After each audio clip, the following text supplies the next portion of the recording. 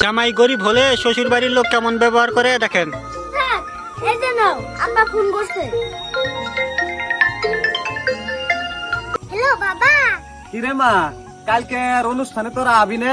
হ বাবা, আমরা যামু, কিন্তু তুমি জামাইরে অল্প কইয়া দাও। ওরে আবার আলাদা করে কর কি আছে?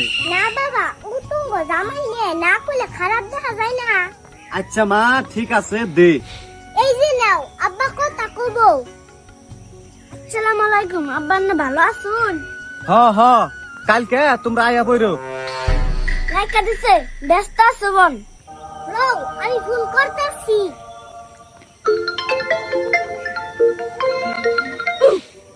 হ্যালো, আবার কি হইলো? শুনা বাবা, তুমি বাড়ির অনুষ্ঠান তোমরাই পালন করো, আমরা যাবো না।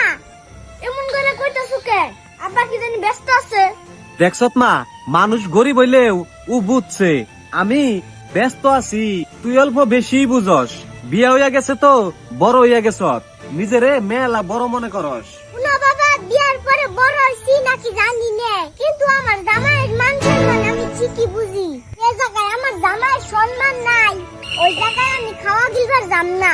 শুনো বাবা, তুমি তোমার কোন শত্রুরে দাওয়াত দিতাছ না, তুমি তোমার মেয়ের জামাইরে দাওয়াত দিতাছ।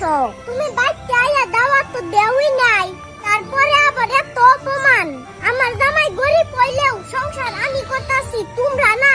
তোমরা যেদিন আমার জামাইরে সম্মান দিয়া হারবা, সেদিন আমি তুমি বাইতে পাও ফেলামু, কথা ক্লিয়ার। ঠিক।